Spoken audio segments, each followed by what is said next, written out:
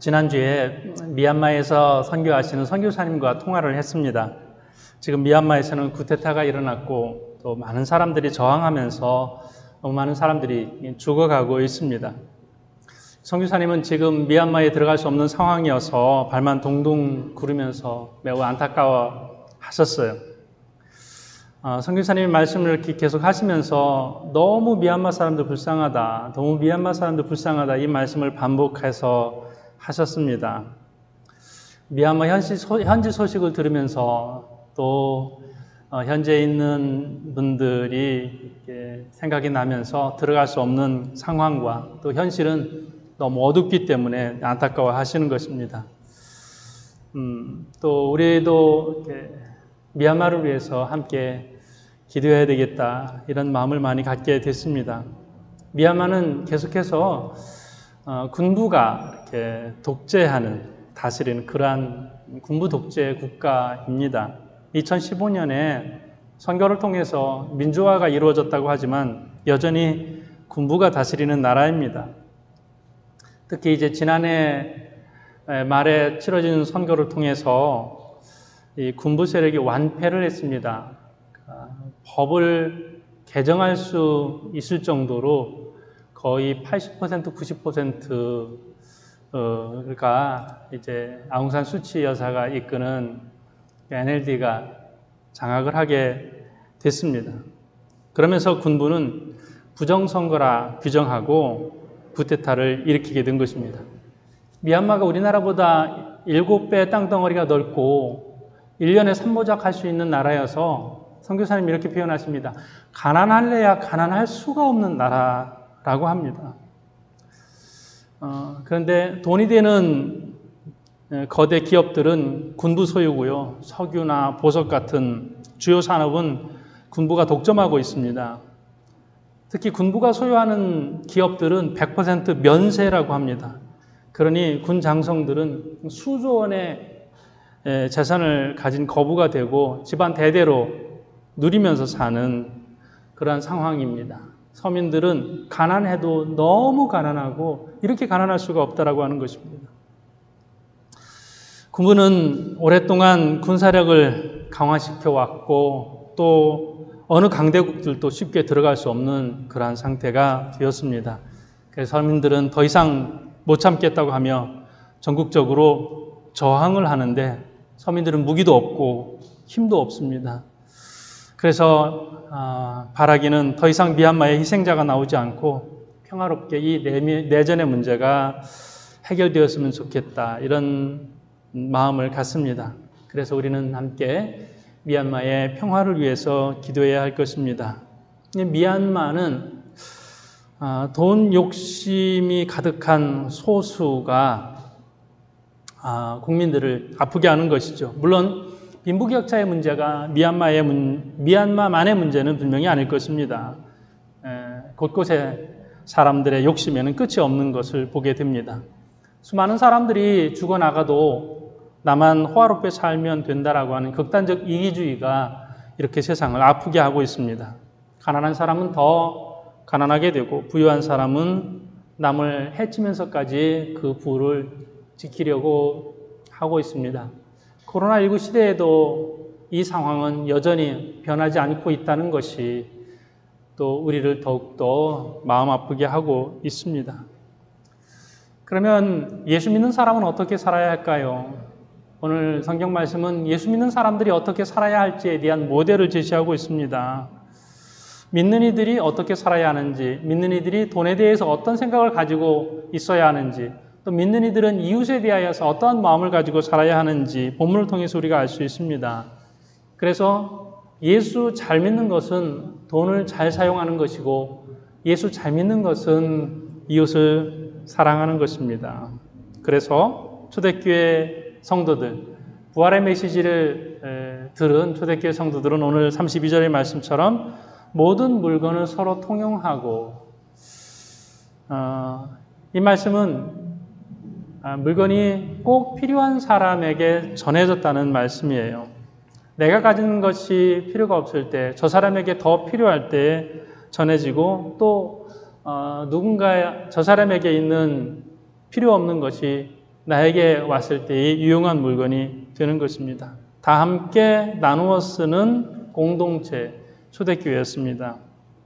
이것이 우리가 가끔 잘못 해석을 해서 극단적 생각을 하는 분들이 계신데, 내가 그러면 가진 거 다 팔아서 아프리카에 기부를 해야 되느냐, 나는 가난하게 돼야 되느냐, 나는 그러면 불행하고 어두운 삶을 살아야 하느냐, 이렇게 생각하는 분들이 있는데, 다 팔아서 가난한 사람에게 주는 것은 세상을 떠날 때 그렇게 해도 될 것 같습니다.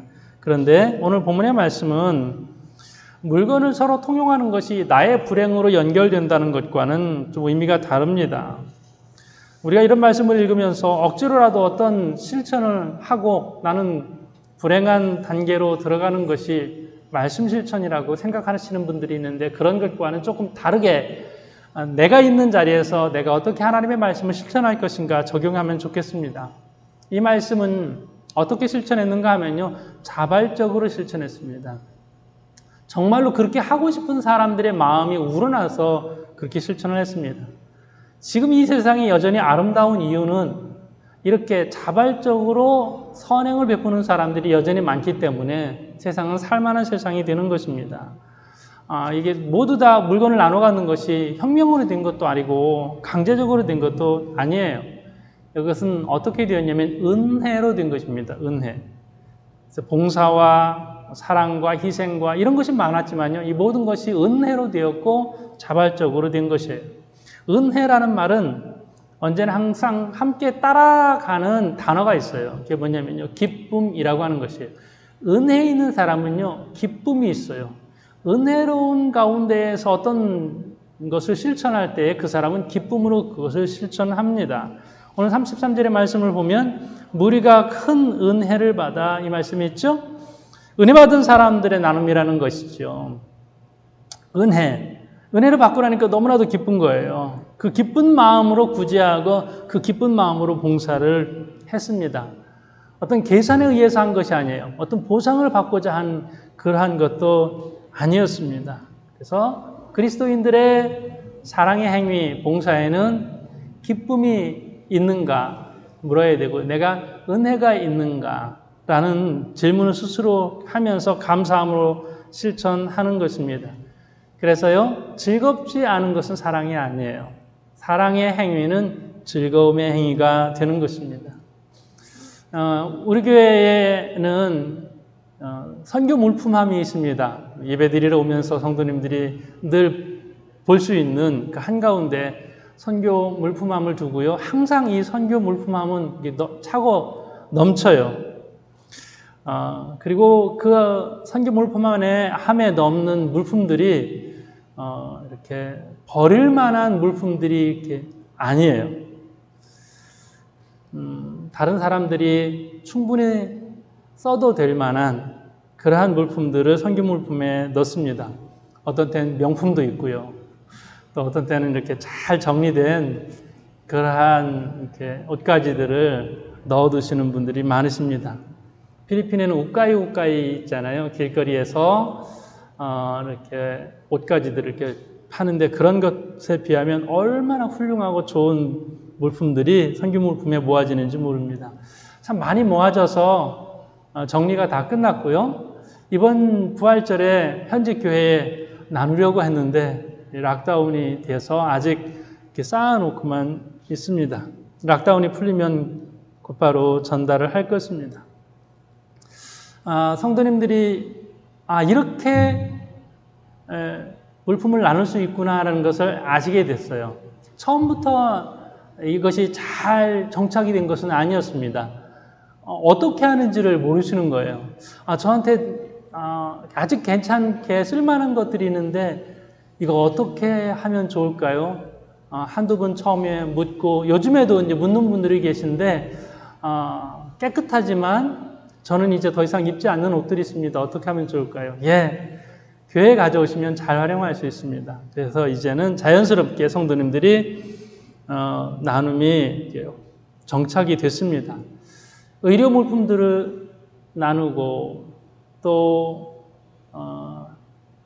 분유를 나누고, 여러 가지 선교를 위하여서 성도님들이 나눔을 실천하는 것을 보면 참 기쁜 마음을 갖게 됩니다. 이런 부분들이 통용이에요, 통용. 내가 가진 것을 누군가가 잘 사용할 수 있도록 기쁨으로 전달하는 이런 것이 통용입니다. 가치 있게 전달되는 것이지요. 세계적으로 보면 자원이 부족해서 굶는 것이 아닙니다. 여전히 농산물은 넘쳐나는 것이죠. 왜 가난하고 굶는 사람들이 많아졌을까요? 통용이 제대로 되지 않아서겠죠. 한쪽은 너무 배고프고 또 한쪽은 너무 배가 불러서 음식물을 어떻게 처리해야 될지 모르는 고민 속에 있는 사람도 있습니다. 이 통용이 안 되기 때문에 문제겠죠.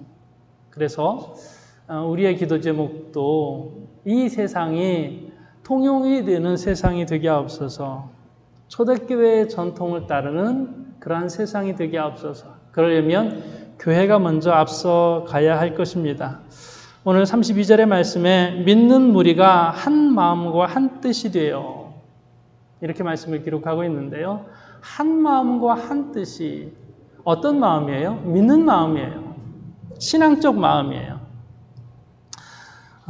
우리가 하나님 믿고 십자가를 믿고 예수님의 부활과 재림을 믿습니다. 이 믿음으로 한 마음과 한 뜻이 되었습니다. 서로 마음이 소통하고 또 신앙적으로 교통하는 그러한 공동체가 되었던 것입니다. 빅토리아 알렌이라는 분의 나는 나를 포기하지 않는다 이런 책이 있어요. 많은 분들이 이 책보다는 영상을 통해서 이분에 대한 이야기를 접합니다. 1994년 새쌍둥이로 태어났는데요. 11살 때 희귀병에 걸립니다. 횡단척수염과 급성 파종성 뇌척수염. 이게 동시에 찾아와요. 그래서 여러 병원을 이렇게 찾아다니는데 의사들이 이제 동일하게 이야기를 합니다. 왜 아픈지 알 수가 없다는 거예요. 그러다가 코마 상태에 빠지게 돼요. 식물인간 상태에 들어갑니다. 4년 동안 식물인간 상태에 있었어요. 의사들이 이렇게 말합니다. 죽음을 준비하라고.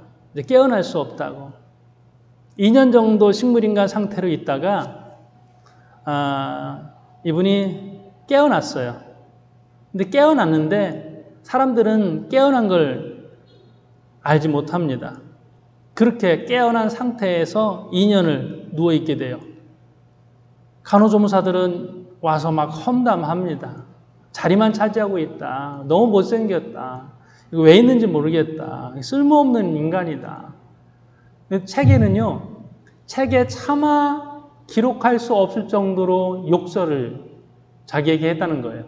근데 그 소리를 다 듣는 것이죠.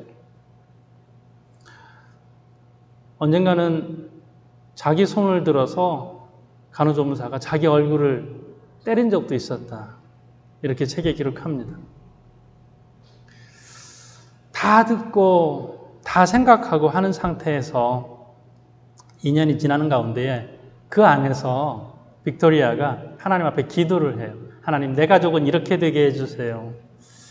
그리고 또 귀한 것은 어머니의 믿음이에요. 전혀 움직일 수 없는 상태에, 식물인간 상태에 목사님의 설교를, 그 중에서도 굉장히 희망적인 메시지를 선포하는 목사님의 설교를 계속 듣게 합니다.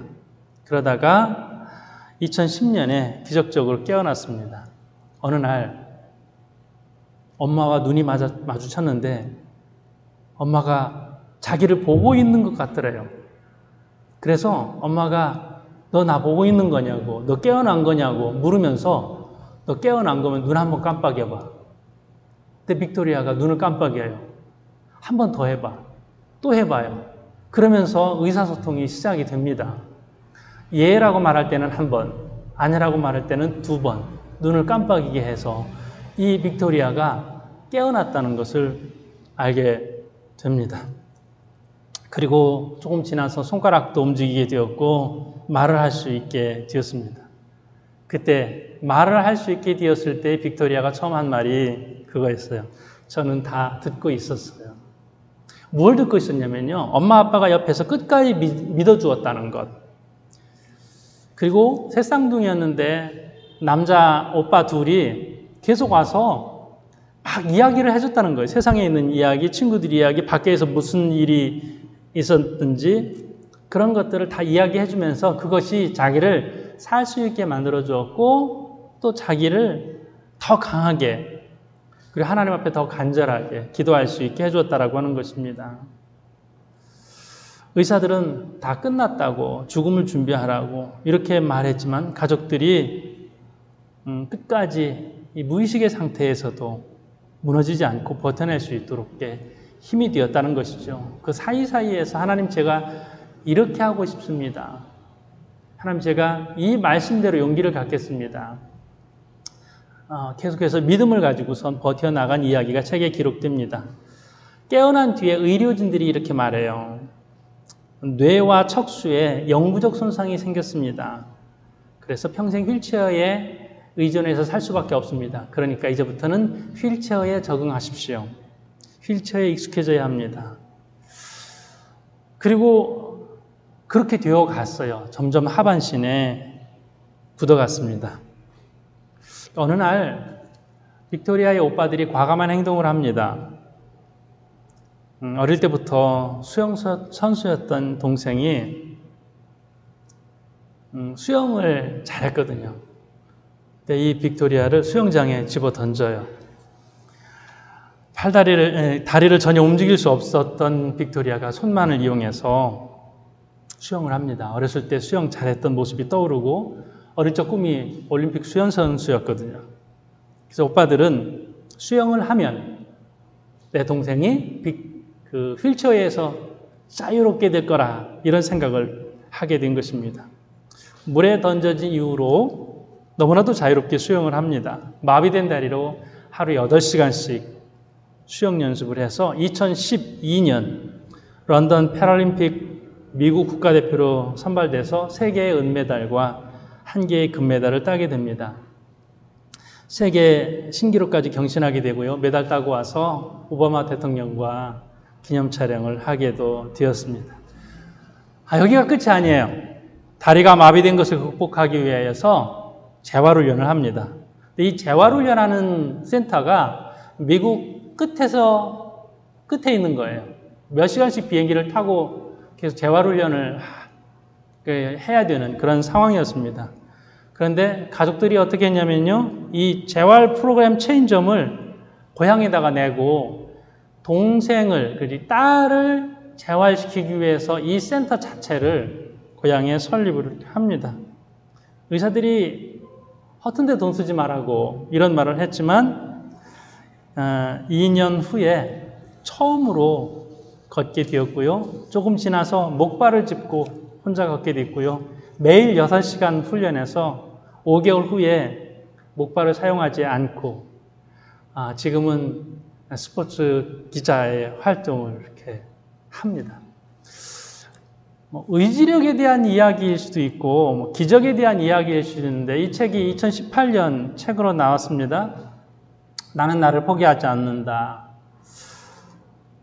저는 이 책에서 한 여인의 의지의 결단, 얼마나 놀라운 일인가. 이것보다 어디에 주목했냐면 그녀와 연결된 가족들의 소통, 이 부분에 이렇게 주목해서 책을 보게 됐습니다.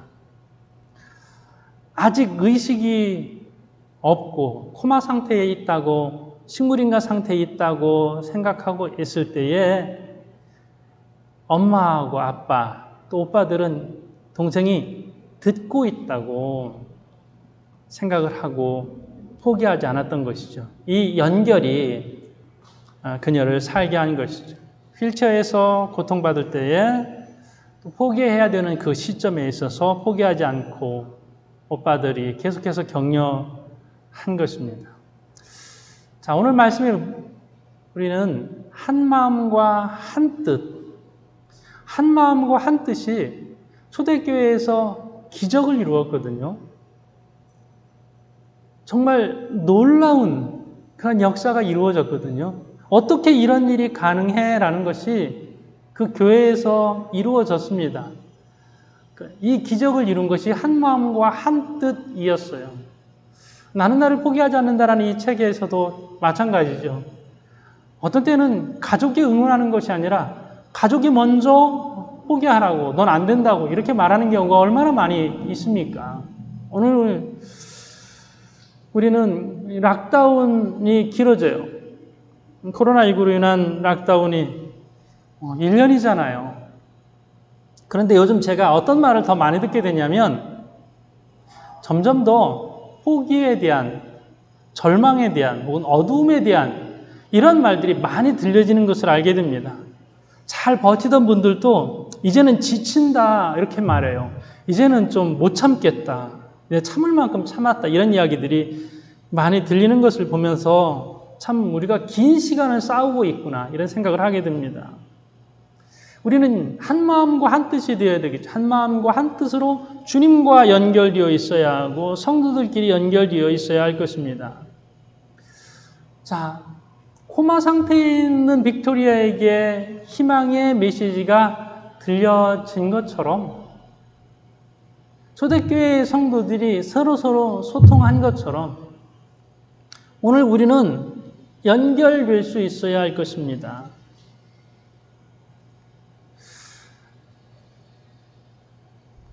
우리는 교회라고 하는 공동체인데 교회라고 하는 공동체는 하나의 건물도 아니고 어떤 모임, 단순한 모임이 아니에요. 교회는요, 유기체예요, 유기체. 몸과 같습니다. 예수 그리스도가 머리이고 내가 다리라면 너는 팔이고 내가 눈이라면 너는 코인 거예요. 내가 아프면 너도 아프고 너가 아프면 나도 아픈 거예요. 이게 유기적 관계예요. 누군가가 배고프면 나도 배고픈 것이고 내가 배고프면 상대방도 배고픈 거예요. 내가 이토록 힘든데 그는 얼마나 힘들까? 이것이 유기체예요. 아픔이 전달되는 관계가 유기체적 관계입니다. 초대교회가 그랬습니다. 그래서 저 사람은 이것이 필요하겠구나. 저 사람은 정말 배가 고프겠구나. 저 사람은 식구가 많은데 얼마나 힘들까? 상대방의 아픔이 그대로 나의 아픔으로 전달되어서 그래서 소통이 이루어진 것입니다. 코로나19로 인하여서 우리가 얼마나 힘들어요. 내가 힘들 때 또 누군가 힘든 것을 생각할 수 있을 것입니다. 나는 가족이라도 있지. 나는 이 정도 여유라도 있는데 누구는 얼마나 힘들까? 이런 생각을 하면서 우연히 문자 한번 전하고 또 생각나서 한번 전화 통화하고 그것이요. 누군가를 살게 하고 누군가에게 희망을 주고 누군가를 행복하게 할 수 있는 그런 통로가 되는 것입니다. 이것이 교회입니다. 오늘 33절의 말씀을 한번 보면요. 사도들이 큰 권능으로 주 예수의 부활을 증거하니 사도들이 부활을 증거했습니다. 말씀이 전해졌다는 것이죠. 하나님의 말씀이 전해지면서 서로 나눔이 이루어지고 하나님의 말씀이 전해지면서 이 말씀을 깨달은 공동체가 이 말씀을 이제 실천하고 싶은 마음이 든 거예요. 하나님의 말씀은 이와 같은 능력이 있습니다. 우리가 말씀을 듣고 말씀을 배우는 것은 거기에서 하나의 지식과 정보가 입력된 것, 여기서 멈춰지지 않고 말씀은 살았고 운동력이 있어서 좌우의 날선 예리한 검처럼 심령 고수를 쪼개는 역사를 일으키게 되는 것입니다. 하나님의 말씀이 내 안에 들어와서 살아 움직일 때에 또 우리는 하나님의 말씀을 온전히 실천하게 되는 줄로 믿습니다. 그래서 초대교회는 자기 재물을 조금이라도 자기 것이라 하는 이가 하나도 없더라. 오늘 32절 말씀이에요. 이 말씀대로 이게 내 것이 아니다. 그러면요, 내 것이 아니면 누구 거예요? 하나님의 것이에요. 하나님의 백성들이 사용하는 것이에요. 말씀이 들어오니까 내 안에서 이기심이, 욕심이 사라지고 그 다음에 필요한 사람이 눈에 들어오게 됐습니다. 점점 시대가 발전하면서 소유의 개념이 아주 강렬해졌습니다. 내 것, 내 자녀, 내 집, 그리고 내 것이 이렇게 큽니다. 내 것이 이렇게 많습니다. 그렇게 커진 내 것을 자랑의 도구로 삼습니다. 내 것이 많아졌다면 나눌 것이 많아진 거거든요. 하나님의 것이 많아진 거거든요. 근데 이렇게 생각하지 않고 내 것이 조금이라도 사라지면 안 되는, 움켜쥐어야 되는 것으로 생각하는 이들이 점점 많아졌습니다.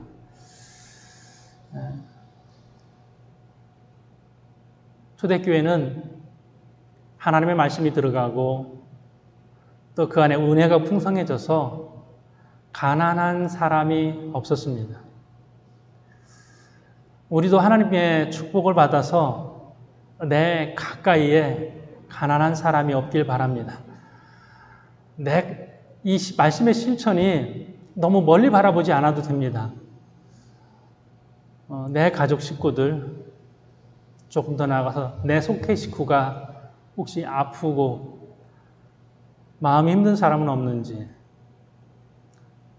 혹은 내 교회에 내가 조금 더 마음 쓰고 위로해야 될 사람은 없는지, 나로부터 시작되어서 동심원적으로 점점 커져가는 것입니다. 초대교회는 함께 예수 그리스도의 부활을 믿는 그 공동체 안에 가난한 자가 없었습니다. 하나님께서 넉넉하게 그들에게 주어서 그들이 나누었던 나눔의 공동체가 된 것입니다. 우리 마음에서부터 너무 움켜쥐려는 마음이 아닌, 이제 다른 사람의 형편과 사정이 눈에 들어와서 이런 실천을 하게 되었습니다. 내가 복받았으면 내 주변의 사람들이 복받는 것이고, 내가 복받았는데 내 가장 가까운 사람이 고통당한다. 이것은 하나님의 말씀에 소통이 이루어지지 않는 것입니다. 저와 여러분이 하나님의 축복을 받고 또 가까이 있는 이웃들이 그 축복을 함께 누리고 하나님의 말씀이 온전히 우리의 삶 가운데에서 실천될 수 있기를 주님의 이름으로 축복합니다.